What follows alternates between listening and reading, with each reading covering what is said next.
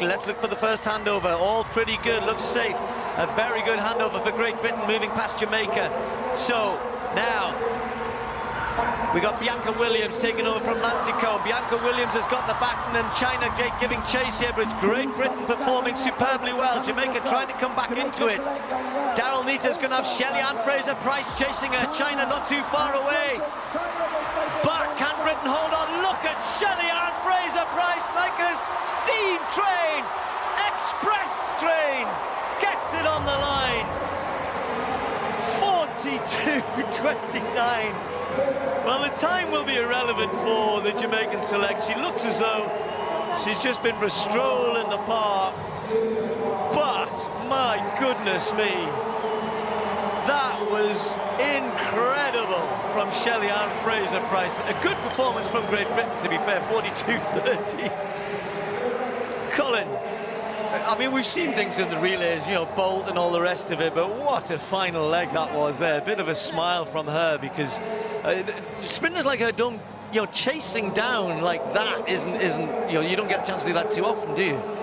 No, you know, she would have loved the fact that she actually did enough to nip it, but I think she'd be a little bit furious with her other teammates, really, because their changes were disastrous down there, and that's what put her in that position where she ended up having to chase the performance. Watch this one there, then right in the middle, looking at it to Elaine Thompson all over the place. And Elaine gets to the baton, gets herself very stable then, and starts then to charge down Ermani. Again, look how messy this change ends up being. Hands all over the place, they just get the baton in the hand, and of course they put themselves under a lot of pressure. But here I was watching this changeover very carefully with the British quartet there, because that was right on the edge. And so, edge is good enough. She gets the baton, of course, and waiting for Shelly-Ann to come steaming down, because you know what her capabilities are. And Nita would be hopefully glancing at the screen and thinking, no, I'm going to hang on, I'm going to hang on. But look, Shelly-Ann just outlined a brilliant performance, brilliant performance. Excited for the crowd, Steve.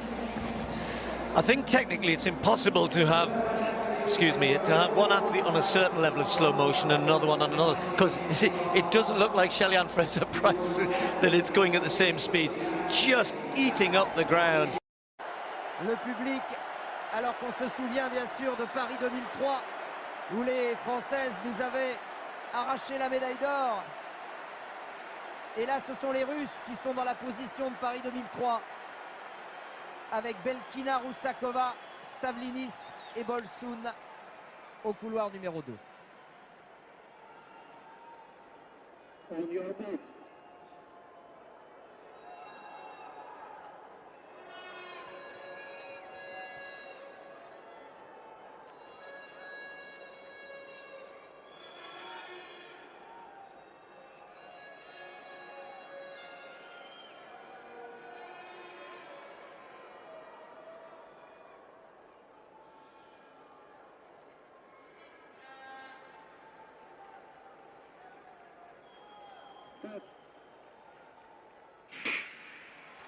Allez, Céline Distel au couloir numéro 4 qui est moyennement partie. Et derrière la Britannique Asher Smith est revenue en partie sur elle. Ayodele Ikwezan dans la ligne opposée alors que les Américaines sont bien avec Anderson. Et les Jamaïcaines également. Myriam Soumaré, c'est un peu... ouais, c'est un peu compliqué le passage, les Françaises sont loin. La Jamaïque est devant avec Calvert. Et Shelly-Ann Fraser, ça va faire 3 médailles d'or à l'arrivée pour la Jamaïque sans problème. Et la médaille d'argent pour la Grande-Bretagne. Et voilà que Stella, Stella, elle revient. Allez, Stella. Et la médaille d'argent. Médaille d'argent pour l'équipe de France. Qu'est-ce qu'elle a fait, Stella Kakpo? Qu'est-ce qu'elle a fait? Junior seulement. Ouais, junior. Junior au monde, mais alors. Attends, parce quel relais. Et il faudra qu'on revienne sur le virage de Myriam Soumaré.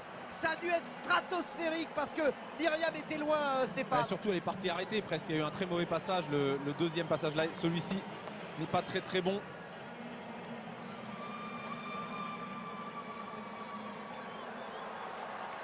Oh, Myriam, elle a tout donné là et le passage est parfait, Stella. The women's 4x100m relay once again proved why it's one of the most electrifying events in track and field, and at the heart of this spectacle stood the legendary Shelly-Ann Fraser-Pryce. Wearing Jamaica's colors, The sprint queen reminded the world that even as her career nears its twilight, she remains a force no rival can ignore. The Jamaican team lined up under the weight of immense expectations, not only because of their rich history, but also due to the raw speed embedded within their squad. Still, relays demand more than sheer pace. Flawless baton work, unity, and perfect rhythm often separate victory from defeat. The race erupted with intensity from the very first stride. Great Britain burst out of the blocks with Ashley Nelson giving them an excellent launch, while Brazil and China also stamped their presence early.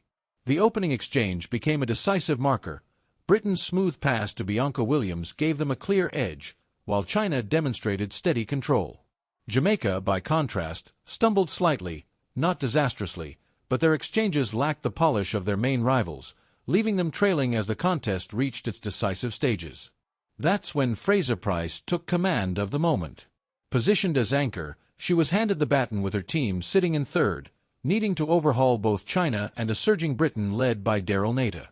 The task seemed daunting, yet it became the stage for one of her trademark performances. Her takeoff from the final exchange was nothing short of volcanic. With devastating precision, she sliced through the deficit, her strides growing sharper and faster as the crowd erupted in disbelief. First China fell, then Nata, as Fraser-Price stormed past in relentless fashion. With an astonishing burst, she sealed Jamaica's victory in 42.29 seconds, a finish that felt as dramatic as it was inevitable once she opened up her stride. Even so, the triumph carried lessons. Analysts were quick to point out Jamaica's uneven baton handling, particularly during the middle stages. Those messy handovers heaped extra responsibility on Fraser-Price, who had to summon an extraordinary anchor leg to rescue the race. With cleaner exchanges, Jamaica might have clocked an even faster time, perhaps among the year's very best. Yet what elevates this victory is Fraser-Price herself. At nearly 38, she continues to defy the realities of age in a discipline dominated by youth. Her durability is a product of relentless training, strict discipline, and an unbreakable will to compete. For fans, this wasn't just another gold medal, it was proof that greatness does not diminish with time. As the season unfolds, this race will stand out as a defining highlight. Relays thrive on unpredictability, and Jamaica's dramatic comeback, powered by one of the greatest sprinters the sport has ever known, captured that essence perfectly. The question now lingers: how many more unforgettable moments can the Umami rocket still create before she finally hangs up her spikes?